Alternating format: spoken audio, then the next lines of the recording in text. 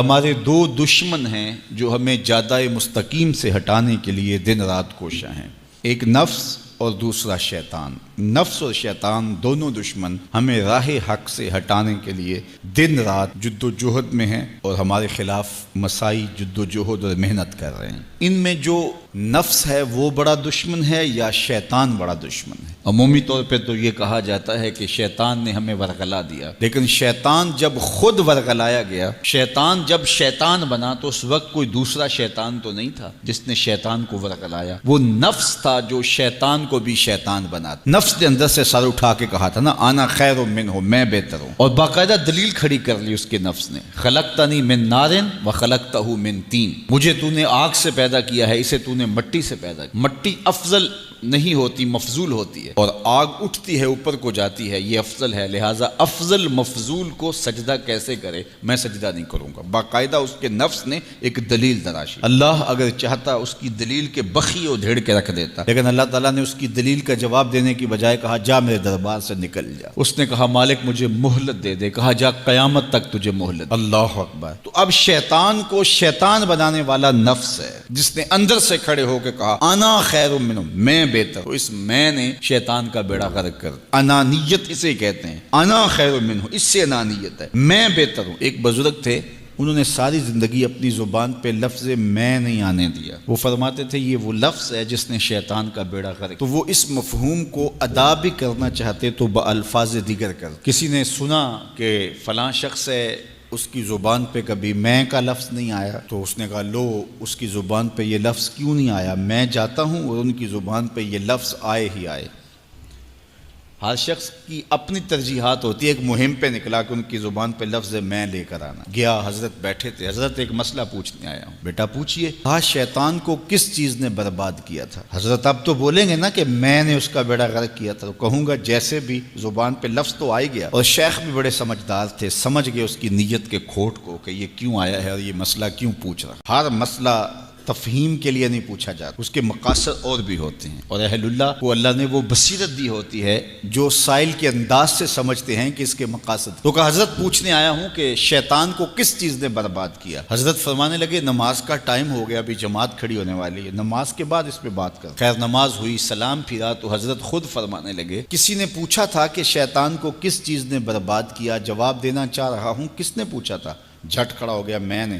کہا بس اسی نے اس کا بیڑا غرق کر دیا۔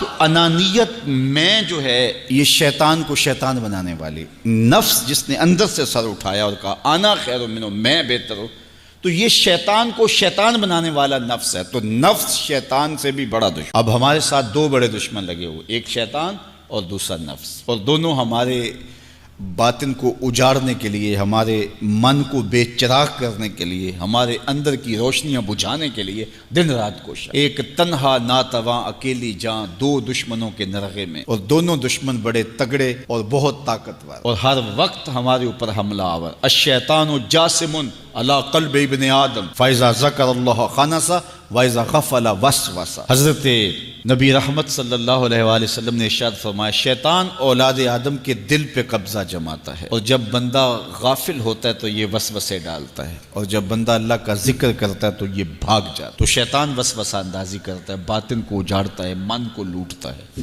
نفس اور شیطان دو بڑے دشمن تھے جو ہمیں جادہ مستقیم سے بہکانے کے لیے دن رات کوشاں تھے۔ اب اللہ کا کرم دیکھیے، اذا دخل رمضان سلسلت الشیاطین، جب ماہ سیام جلوہ فراز ہوتا ہے تو شیاطین جکڑ دیے جاتے ہیں۔ جو ہی ماہ سیام شروع ہوتا ہے، چاند طلوع ہوتا ہے تو شیاطین جکڑ دیے جاتے ہیں، پورا مہینہ وہ آزاد نہیں رہتے، جکڑ دیے جاتے۔ سلسلت الشیاطین، یہ جو مسجدوں کے دروازے کھل گئے، جہاں 1.5 صف ہوتی تھی وہاں 5 صف تراویوں میں ہیں، تو یہ شیطان کے بند جانے کی وجہ سے۔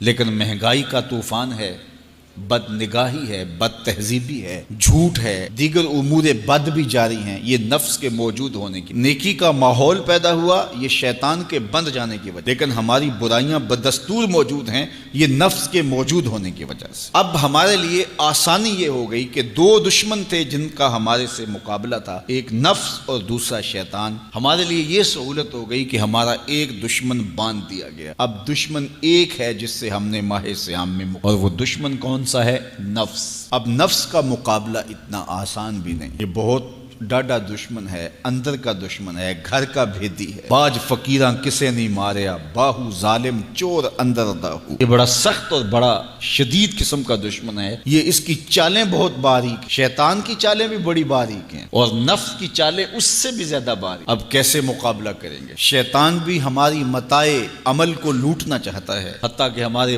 ایمان کو برباد کرنے پر تلا ہوا ہے، اور نفس بھی چالیں چل رہا ہے، اور ہم اپنی زندگی لاؤبالی میں گزارتے چلے جا رہے ہیں۔ ہمیں پتہ ہی نہیں کہ ہم موت کے کتنا قریب ہو رہے ہیں، اور شیطان ہمارے اوپر، نفس ہمارے اوپر حملہ آور ہے، اور یہ چاہتے ہیں ٹھیک ہے یہ چلتا رہے، یہ رسمی زندگی گزارتا رہے، کوئی بات نہیں، اس کے اندر کو ہم لوٹ لیں۔ اور یہ دونوں دن رات لگے ہوئے۔ ماہ سیام آیا تو ہمارا ایک دشمن بند گیا، ہمیں تھوڑی سی سہولت مل گئی۔ اب ایک ہی دشمن باقی ہے جس سے مقابلہ کرنا باقی ہے، اور وہ ہے نفس۔ اب نفس سے مقابلہ کیسے ہوگا؟ تو کسی ایکسپرٹ سے پوچھیں کہ جناب نفس ہے، ہم کمزور ہیں، شیطان دشمن ہمارا بندہ ہوا ہے، 2 محاذ کھلے تھے تنہا جان کے لیے، ایک محاذ بند ہو گیا، اب ایک ہی محاذ ہے، مقابلہ کرنا ہے تو کیسے کرنا؟ اللہ اکبر۔ تو ہم اقبال کی بارگاہ میں عرض کیا کہ آپ بتائیے۔ وہ کہنے لگے میں آپ کو اپنے مرشد مولانا رومی کے پاس لے جاتا ہوں۔ رومی کے پاس اقبال لے کر کے گئے تو رومی نے کہا کہ میں آپ کو ایک اور شخص کا پتہ بتاتا ہوں، اور وہ اتنا کامل ہے اور اس شعبے میں اس قدر ایکسپرٹ ہے۔ اس نے کہا ہفت شہر عشق را اتار گشت ما ہنوز اندر خمیں یک کوچام۔ عشق کے 7 شہر حضرت شیخ فرید الدین اتار گھوم چکے ہیں، اور ہم پہلے شہر کی پہلی گلی کے کونے میں کھڑے ہیں۔ یعنی اتنا بڑا شخص شیخ فرید الدین علیہ رحمہ، تو کہا وہ بتائیں گے تمہیں کہ نفس کا مقابلہ کیسے کرنا ہے۔ رومی کہتے ہیں کہ وہ میرے بھی استاد ہیں، رومی کہتے ہیں کہ وہ میرے بھی ہادی و مرشد ہیں۔ جس عشق کے شہر میں میں داخل ہوا ہوں اور ابھی کونے پہ کھڑا ہوں، اس طرح کے 7 شہر وہ گھوم کے بھی آئے ہیں۔ آؤ ان سے پوچھتے ہیں کہ جناب نفس قابو کیسے کریں؟ تو شیخ فرید الدین اتار نے کہا نفس نتواں کشت الا باسے چیز بات گوئم یاد گیرش اے عزیز۔ نفس نہیں مرتا، لیکن 3 اسلحے اگر آپ کے پاس ہوں تو یہ نفس ٹھہر بھی نہیں سکتا۔ غور سے سن لیجئے، روحوں میں اتار لیجئے، اور زندگی میں ہمارا مقصد ہے اس نفس کا مقابلہ کرنا۔ شیطان کا مقابلہ کرنا بھی ہمارا مقصد ہے، اور نفس کا مقابلہ کرنا بھی ہمارا مقصود زندگی ہے۔ ساری زندگی فریب میں ہم میں نہیں گزارنی، زندگی تیزی کے ساتھ گزر رہی ہے اور ہم آغوش موت میں اترنے والے ہیں۔ تو یہ ڈاڈے دشمن ہماری متاع عمل لوٹ رہے ہیں، ہمارے کیے ہوئے عمل کو عجب سے، تکبر سے، ریاکاری سے برباد کر دیتے ہیں۔ ہمیں پہلے عمل کی طرف جانے نہیں دیتے، پھر عمل کے اندر وسوسے ڈالتے ہیں، پھر عمل ہو جائے تو اس کو پھر برباد کرنے کی کوشش کرتے ہیں۔ کتنے ڈاڈے دشمن ہیں جن کے نرغے میں ہم پھنسے ہوئے ہیں۔ تو پھر ہمیں کوئی بندہ مل گیا ہے جو بتا رہا ہے کہ جناب اس کا مقابلہ ایسے کریں گے، تو پھر آج کی سن لیں ہم اور غور کر لیں اور اپنے اندر اتریں۔ تو شیخ فرید الدین اتار ہمیں بتا رہے ہیں، تو سنیے وہ کیا کہہ رہے ہیں۔ نفس نتواں کشت الا باسے چیز، نفس نہیں مرتا، یہ بڑا ڈاڈا ہے، لیکن 3 اسلحے اگر آپ کے پاس ہوں تو یہ ٹھہر بھی نہیں سکتا۔ وہ 3 اسلحے کون سے ہیں؟ خنجر خاموشی و شمشیر جو، نیزائے تنہائی و ترک ہجو۔ ایک خاموشی کا خنجر، دوسرا بھوک کی تلوار، اور تیسرا تنہائی کا نیزہ۔ یہ 3 اسلحے تمہارے پاس ہوں تو پھر نفس ٹھہر بھی نہیں سکتا۔ خاموشی کے خنجر سے نفس پہ وار کیا جا سکتا ہے۔ میرے اور آپ کے آقا و مولا نے فرمایا من صامت نجا، جس نے خاموشی اختیار کی وہ نجات پا گیا۔ ہماری زندگی کے جتنے بھی برے اعمال ہیں ان میں سے سب سے زیادہ برے اعمال ہماری زبان کرتی ہے۔ ہمارے ہاتھ بھی گناہ کرتے ہیں، کسی پہ ظلم کریں تو گناہ کرتے ہیں، ہمارے پاؤں بھی گناہ کرتے ہیں، برائی کے اڈے پہ چل کے جاتے ہیں، ہماری آنکھیں بھی گناہ کرتی ہیں، ہماری سوچیں بھی گناہ کرتی ہیں، ہم حرام کمائیں کھائیں تو پیٹ بھی ہمارا گناہ کرتا ہے، لیکن سب سے زیادہ گناہ ہماری زبان کرتی ہے۔ جھوٹ یہ بولتی ہے، غیبت یہ کرتی ہے، بہتان یہ لگاتی ہے، گالی گلوچ سب و شتم یہ کرتی ہے، گلے شکوے کا انداز، ناشکری کا لہجہ یہ اختیار کرتی ہے۔ اسی لیے میرے اور آپ کے آقا و مولا نے فرمایا جو تمہارے 2 جبڑوں کے درمیان ہے، یعنی تمہاری زبان، اور جو دو ٹانگوں کے درمیان ہے تمہاری پارسائی کی جگہ، ان دو چیزوں کی تم مجھے ضمانت دے دو، میں محمد تمہیں جنت کی ضمانت دے دیتا ہوں۔ تو اپنی زبان کی حفاظت کرنی ہے۔ دیکھیے یہ سننے کے لیے چیزیں نہیں ہیں محض، بلکہ ان پر ہم عمل کریں، اور آج سے ہی دیکھیے یہ موسم رحمت ہے، رحمت کی برکھا برس رہی ہے، اور یہ موسم نور ہمارے سیکھنے کے لیے ہے۔ تو ہم اپنے نفس کو کیسے قابو کریں گے؟ دو دشمن تھے، ایک بندھا ہوا ہے، چھوٹ کے کچھ نہیں کر سکے گا اگر نفس کو قابو میں کر لیا۔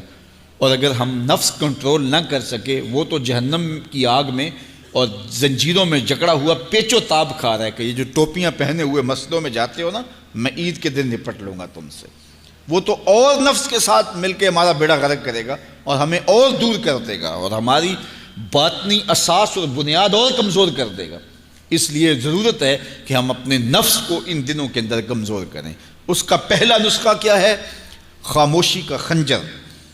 آپ جب خاموشی اختیار کریں گے، زبان کو صرف ضرورت کے لیے استعمال کریں گے، تو پھر نتیجہ کیا ہوگا کہ آپ کے گناہ بہت کم ہوں گے، جھوٹ کم ہوگا، غیبت نہیں ہوگی، بہتان تراشی نہیں ہوگی، دیگر اعمال جو زبان کے ذریعے سے صادر ہوتے ہیں، اور ہم گناہوں میں اضافہ کرتے چلے جاتے ہیں۔ تو زبان کو اگر کنٹرول میں کر لیں گے، اللہ اکبر، حضور علیہ الصلوۃ والسلام نے زبان کے کنٹرول کرنے کی تلقین کی، اور یہ بغیر ہڈی کے گوشت ہے، اس کو سنبھال لیا جائے۔ 32 دانتوں میں جکڑ کے رکھی گئی زبان ہے، لیکن یہ پھر بھی قابو میں نہیں رہتی۔ اس کو کنٹرول میں کر لو، اس کو قابو میں کر لو۔ ایک روایت میں آتا ہے جب صبح ہوتی ہے تو سارے اعضائے بدنیاں زبان کے آگے ہاتھ جوڑتے ہیں کہ بی بی تو نہ کچھ کرنا، تیری وجہ سے ہم سزائیں کاٹیں گے اور اذیتیں پائیں گے۔ تو زبان کو قابو میں کرنا، اور اس کا علاج کیا ہے؟ خاموشی۔ من صمت نجا، جو خاموش ہوا وہ نجات پا گیا۔ خنجر خاموشی، خاموشی کا خنجر ہو تو نفس کے لیے بہت بڑا وار ہے۔ دوسری بات، شمشیر جو، بھوک کی تلوار۔ بھوک کے ذریعے نفس کشی ہوتی ہے۔ نفس کا مقابلہ بھوک سے ہم کر سکتے ہیں، چونکہ جب بھوک ہوگی تو اس وقت بہت ساری خواہشات جو ہیں وہ دم توڑ جائیں گے۔ اللہ کے محبوب علیہ السلام کا ایک فرمان سنیے، بالخصوص نوجوانوں کے نام۔ یا معشر الشباب من استطاع منکم الباء فلیتزوج فإنه اغض للبصر واحسن للفرج فمن لم یستطع فعلیہ بالصوم فإنه له وجاء۔ فرمایا اے جوانوں کے گروہ، تم میں سے جو نکاح کرنے کی طاقت رکھتا ہے وہ دیر نہ کرے، جلدی نکاح کر لے۔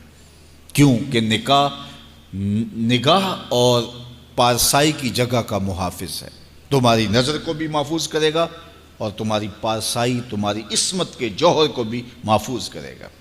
تو اگر کسی کے پاس استطاعت ہے تو وہ نکاح کرنے میں دیر نہ کرے۔ فَإِن لَمْ يَسْتَطِعْ، اور اگر کوئی طاقت نہیں رکھتا، اس کے حالات ایسے نہیں ہیں کہ وہ نکاح کر پائے، فَعَلَيْهِ بِالصَّوْمِ، تو فرمایا وہ کثرت کے ساتھ روزے رکھے۔ فَإِنَّهُ لَهُ وِجَاءٌ، روزے اس کے لیے قاطع شہوات ہیں اور اس کی مشکلیں آسان کرنے والے ہیں۔ تو نوجوانوں کو اگر استطاعت نصیب ہو جائے تو وہ شرم نہ کریں، وہ نکاح کی طرف بڑھیں تاکہ ان کی عصمت کے جوہر کی حفاظت ہو سکے۔ لیکن کسی وجہ سے نکاح میں تاخیر ہے تو پھر وہ کثرت کے ساتھ روزے رکھیں۔ روزوں کی کثرت گناہ سے، شہوات سے، برائی سے، گناہوں سے انسان کو بچاتی ہے۔ تو کثرت کے ساتھ روزے رکھے جائیں۔